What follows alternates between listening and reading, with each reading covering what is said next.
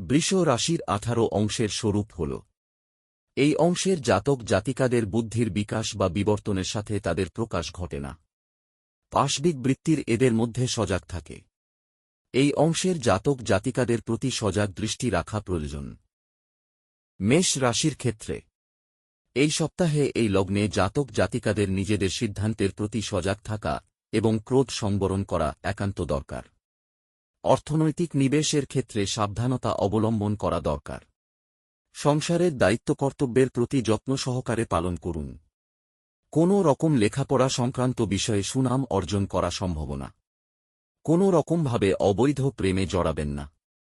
স্বামী ও স্ত্রীর মধ্যে সম্পর্ক বজায় থাকবে। কোনো রকম বিতর্কে না জড়ানো ভালো। চলাফেরায় সাবধানতা অবলম্বন করা দরকার। বৃষ রাশির ক্ষেত্রে এই রাশি জাতক জাতিকাদের গৃহ সংক্রান্ত বিষয় গাড়ি বাড়ি কেনার ক্ষেত্রে চিন্তা করা দরকার। অর্থনৈতিক ভাগ্য ঠিকঠাক থাকবে। নতুন কোনো উদ্দেশ্য নেওয়ার প্রচেষ্টা চলবে। অর্থ, বাড়ির বিষয় কাউকে সাহায্য করা উচিত হবে না। কোনো রকমভাবে প্রেম ভালোবাসায় যুক্ত হওয়ার সম্ভাবনা। বিনা পরিশ্রমে অর্থ রোজগারের চিন্তা হতে পারে। ভাগ্যস্থান শুভ। মানসিক দ্বন্দ্ব গোপনীয়তা বজায় থাকবে। মিথুন রাশির ক্ষেত্রে এই লগ্নে জাতক জাতিকাদের জীবনের সার্থকতা অনুভব করবেন।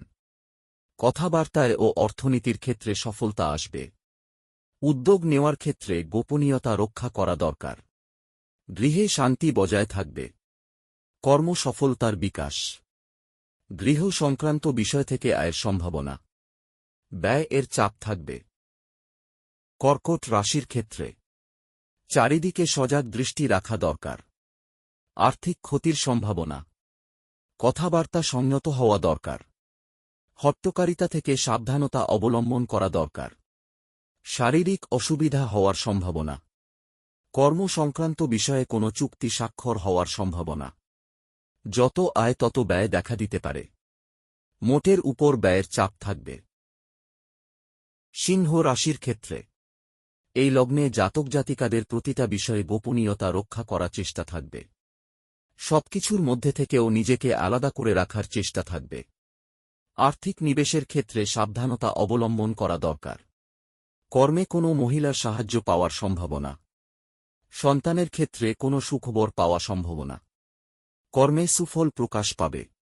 সরকারি ক্ষেত্রে সাবধানতা অবলম্বন করতে হবে। কন্যা রাশির ক্ষেত্রে এই লগ্নে জাতক জাতিকাদের এই মুহূর্তে ভেবেচিন্তে কাজ করা দরকার। কর্মে মন দেওয়ার দরকার। আর্থিক অবস্থা ভালো থাকবে। চুক্তির মাধ্যমে নিজের প্রতিষ্ঠা পাওয়ার সম্ভাবনা। সন্তানের বিষয় চিন্তা করার কিছুই নেই। চলাফেরায় সাবধানতা রক্ষা করা দরকার। কর্মে ভাগ্যের পরিবর্তনের সম্ভাবনা। কর্মস্থান শুভ। আয়স্থান শুভ। তুলা রাশির ক্ষেত্রে জীবনে প্রতিষ্ঠা পাওয়ার সম্ভাবনা। কথাবার্তা সাবধানতা অবলম্বন করা দরকার। কোনো বিতর্কে জড়ানো উচিত নয়। গৃহ পরিবর্তনের প্রচেষ্টা। স্বামী বা স্ত্রীর শারীরিক ক্ষেত্রে সাবধানতা অবলম্বন করা দরকার। সরকারি কাজে লাভ। আয়ের গোপনীয়তা রক্ষা করা দরকার। মানসিক হতাশা আসতে পারে। বৃশ্চিক রাশির ক্ষেত্রে এই লগ্নের জাতক জাতিকাদের নতুন করে আয়ের সুযোগ হতে পারে।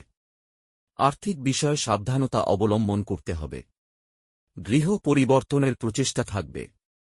গৃহ শান্তির অভাব থাকবে। নতুন চাকরির যোগ আসতে পারে। স্বামী বা স্ত্রীর অবৈধ বিষয় থেকে সাবধানতা অবলম্বন করা দরকার। ভাগ্যস্থান শুভ। কর্মস্থানে গোপনীয়তা রক্ষা করা দরকার। আয় বৃদ্ধির সম্ভাবনা। ব্যয়ের যোগ থাকবে। ধনু রাশির ক্ষেত্রে জাতক জাতিকাদের ভাবনাচিন্তা করে কাজ করা উচিত। পরের বুদ্ধিতে চললে উন্নতি সম্ভাবনা কম। গৃহ নির্মাণ সংক্রান্ত বিষয় চাপ। সন্তানের কারণে চিন্তার কোনো কারণ নেই। একাধিক সূত্রে আয় যোগ। ব্যবসায়ী উন্নতির যোগ। কর্মস্থানে উন্নতির যোগ। কর্মস্থানে ব্যয়ের চাপ থাকবে। মকর রাশির ক্ষেত্রে জীবনে অর্থনিবেশের ক্ষেত্রে সাবধানতা অবলম্বন করা দরকার। গৃহ সংক্রান্ত বিষয় ভাগ্যের উন্নতি সম্ভাবনা। স্বামীর স্থান শুভ। শারীরিক সাবধানতা অবলম্বন করা দরকার। ভাগ্য স্থান শুভ। কর্মক্ষেত্রে উন্নতির যোগ। আয় স্থান শুভ। কুম্ভ রাশির ক্ষেত্রে এই লগ্নে জাতক জাতিকাদের জীবনের চাহিদা সংক্রান্ত বিষয়ে কোথায় থামতে হবে জানা দরকার। আর্থিক স্থিরতা থাকবে। কথাবার্তায় সংযত হওয়া দরকার। কোনো বিতর্কে জড়ানো ভালো না। শত্রুরা শান্তি থাকবে। বিবাহিত জীবনের শান্তি বজায় রাখুন। চলাফেরায় সাবধানতা অবলম্বন করুন। আয় স্থান ভালো। ব্যয়ের চাপ থাকবে। মীন রাশির ক্ষেত্রে এই লগ্নে জাতক জাতিকাদের চিন্তার পথ কখনোই পরিবর্তন হওয়ার নয়। জীবনের সবকিছু থাকলেও শান্তির অভাব থাকবে। লাভ লোকসানের হিসাব করতে করতে ক্লান্ত হয়ে পড়বেন। স্বামী স্ত্রী স্বাস্থ্যক্ষেত্রে সাবধানতা অবলম্বন করুন। সন্তানদের নিয়ে চিন্তার কোনো কারণ নেই।